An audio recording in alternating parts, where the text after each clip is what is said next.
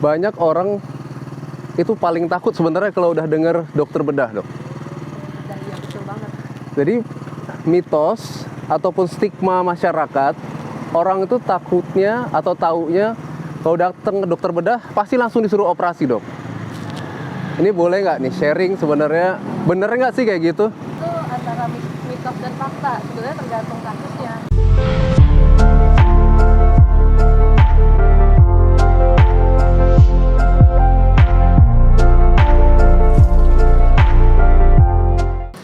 Siapa yang tidak pernah nyeri pinggang? Sakit pinggang bisa dialami oleh siapa saja. Bukan hanya pasien, namun juga dokter. Nah, hari ini adalah edisi spesial. Saya akan bersepeda dan berbicara dengan seorang dokter, Dr. Carolina Supit, spesialis bedah. Beliau akan sharing tentang bagaimana cara operasi, pembedahan, dan tentunya rekomendasi cara mengatasi nyeri pinggang dari dokter bedah. Ingat, saya sudah bongkar bagaimana caranya. Selanjutnya, terserah Anda.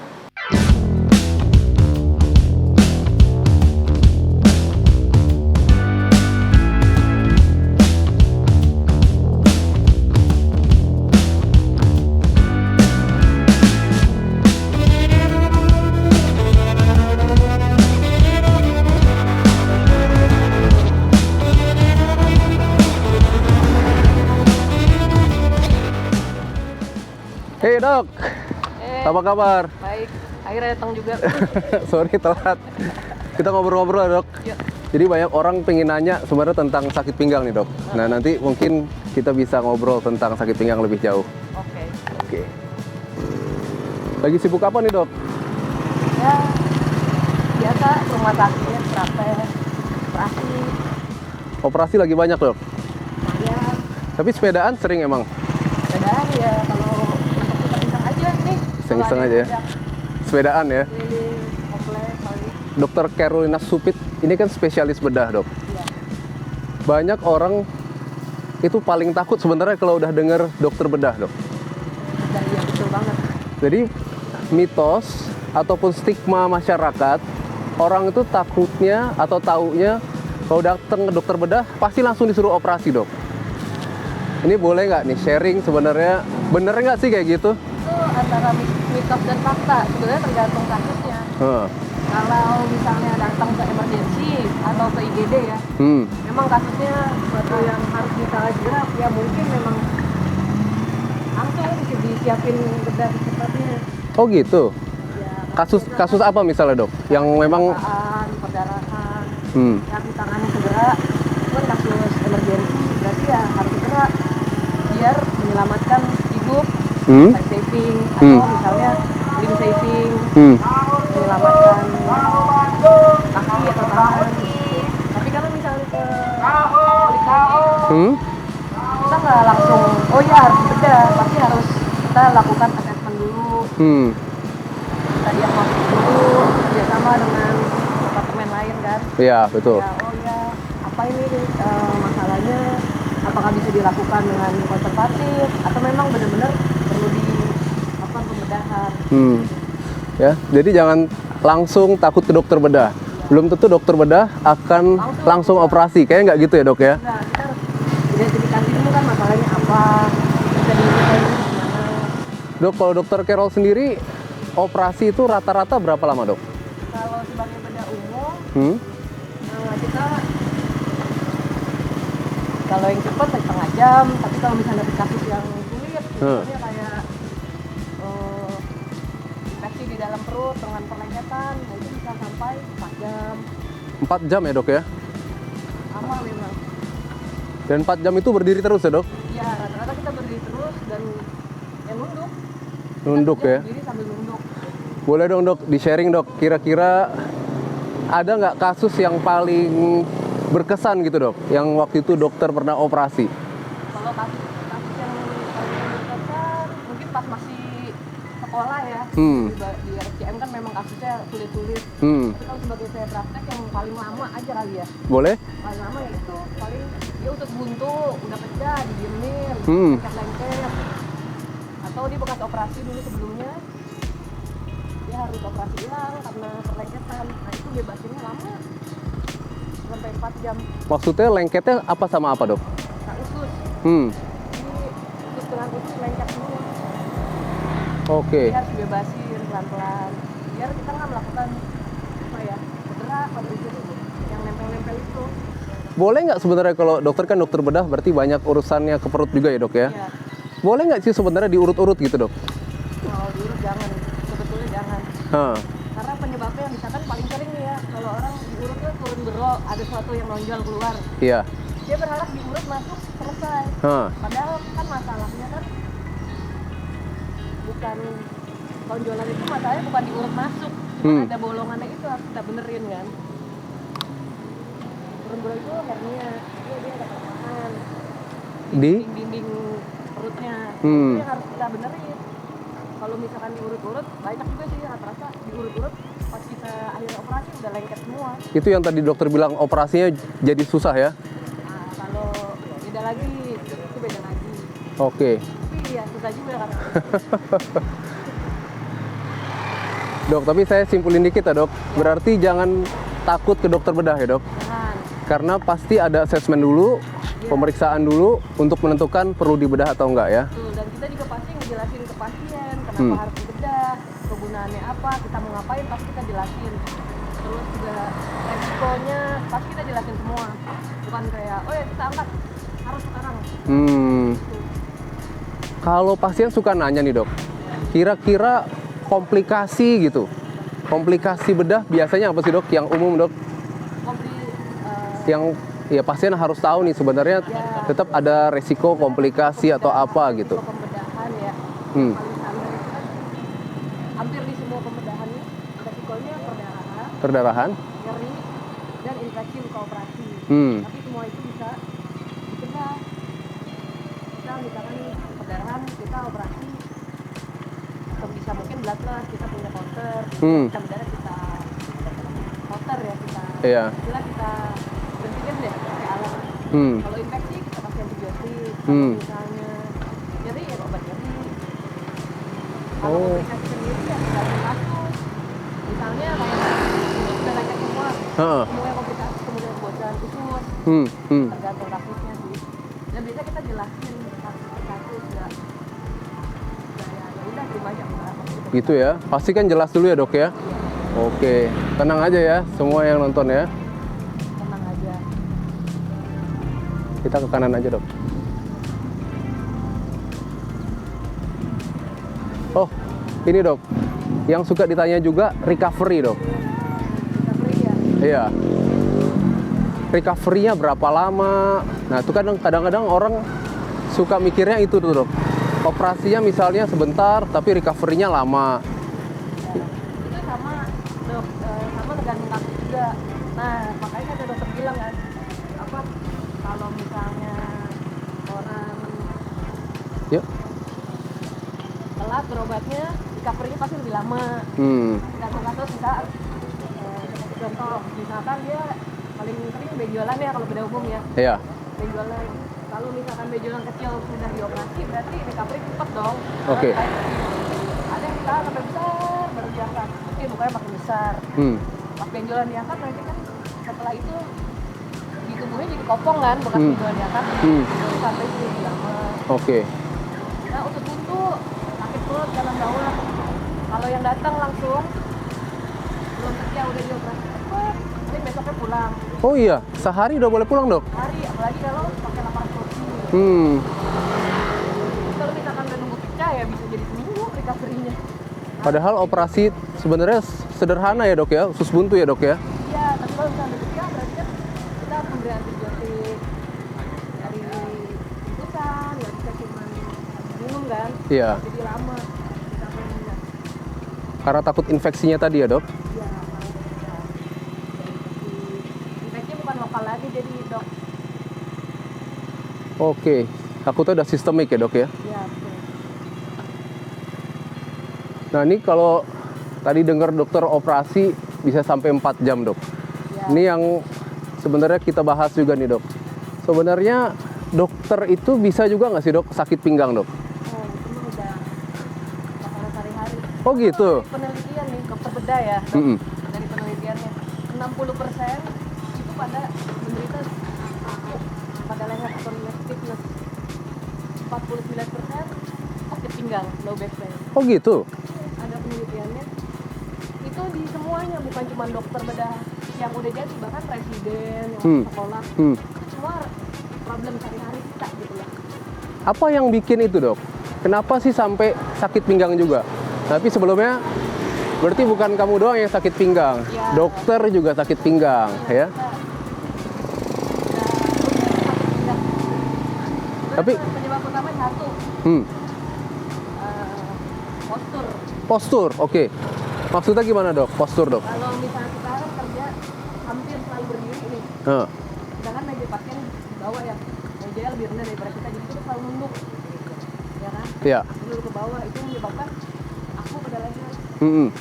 Bahkan rata-rata tuh kalau dokter bedah yang senior, udah tua-tua, itu sampai harus mengeras tulang belakangnya. Oh iya. Ya, degenerasi. Oke. Karena nunduk berpuluh-puluh tahun kan. Ini juga saya sering dapat pasien dokter soalnya, Dok. Iya kan? Iya. Saya sering dapat pasien dokter, ya kebetulan guru-guru saya semua ya dengan keluhan itu sama, Dok. Iya kan? Iya. Leher sakit, pinggang sakit gitu. Nah, kalau pinggang sakit biasanya postur juga. Biasanya kalau misalnya kita nunduk kelamaan kan udah nggak kuat nih sakit. Biasanya badan kita miring-miring. Oh, oke. Berusaha untuk merendahkan badan kita biar nggak terlalu nunduk kan. Kompensasi ya, Dok ya? Ya, kompensasi ya. Nah, waktu kita berdiri tuh nggak lurus, jadi miring-miring. Oke. Dan itu kita nggak tanpa sadar, kalau kerjaan nggak sadar. Atau udah berapa jam. Udahannya, aduh sakit. Nah, ini yang penting nih, Dok. Kalau Dokter Carol sakit pinggang, Ya dok, apa yang dilakukan? nomor satu, refleks kita pasti stretching ya dok ya. Stretching, biar pinggangnya nggak biar apa ya, biar rilis tension kali ya. Nah, stretching,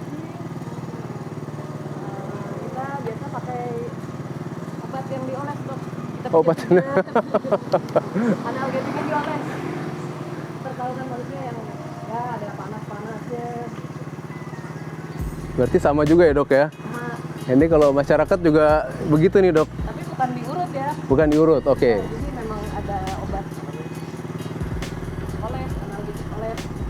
Analgetik oles atau antiinflamasi oles ya, Dok? Nah, betul. Jadi ada anti radang yang buat oles, bukan hanya sekedar panas, tapi dia memang mengandung obat untuk bisa mengatasi peradangannya. Ya, Oke. betul. Setelah itu masih belum bisa, kita minum obat anti radangnya. Itu saya golongan ibuprofen.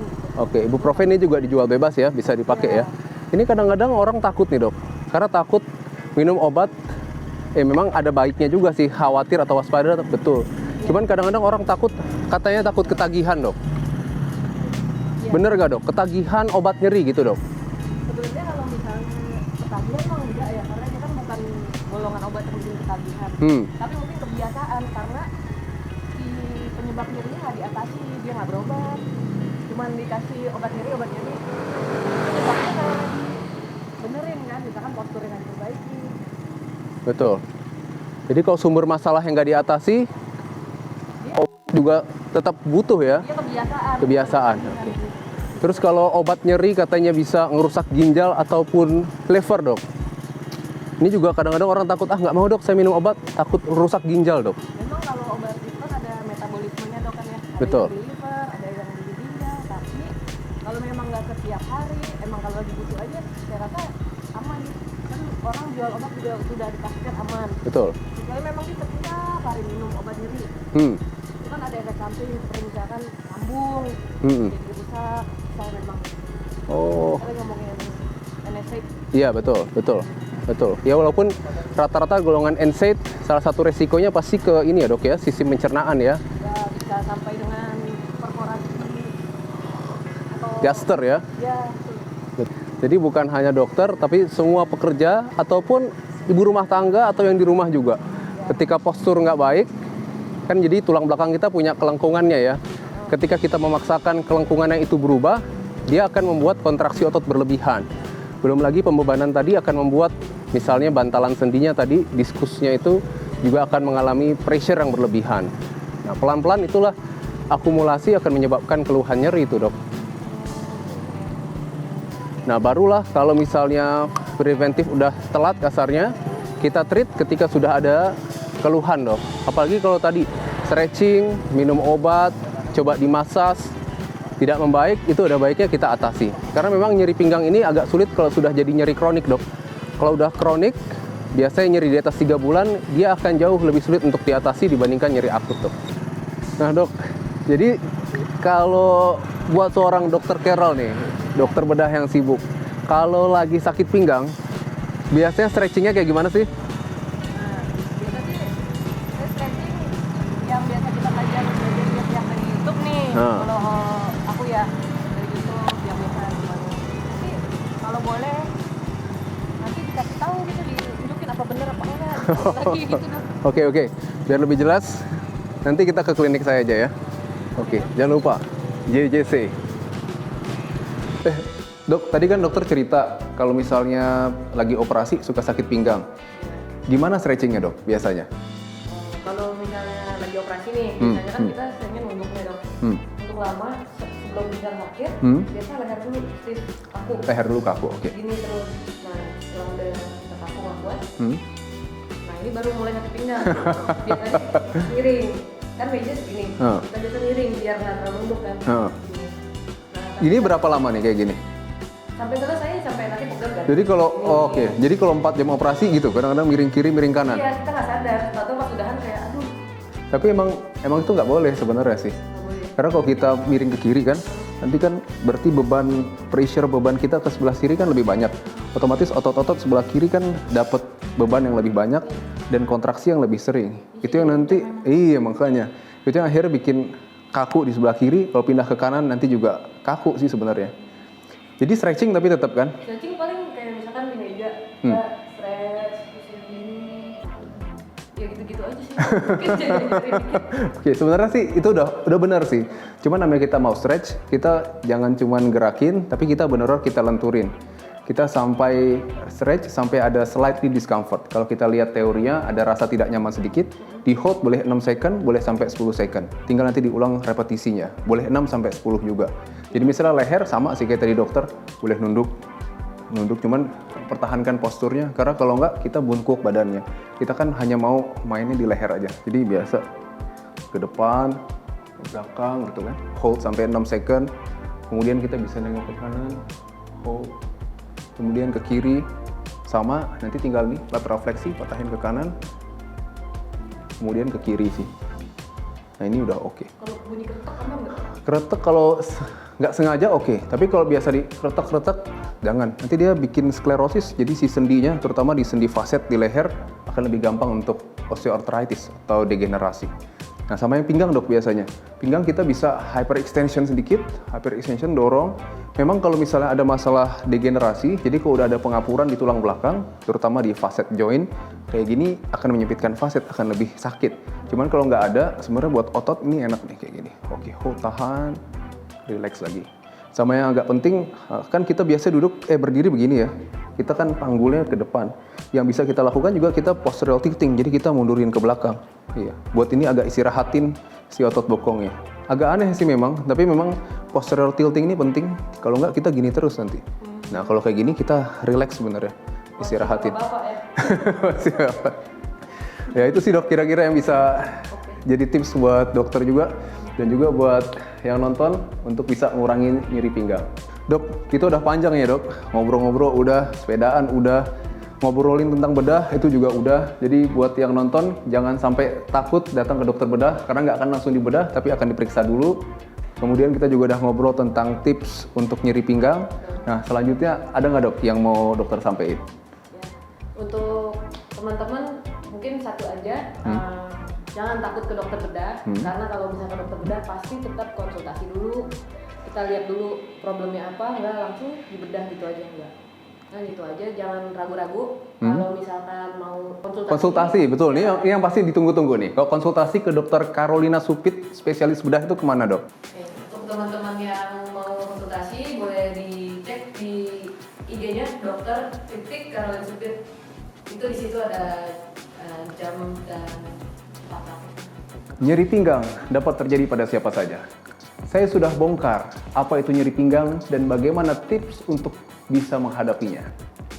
Bagaimana selanjutnya? terserah Anda.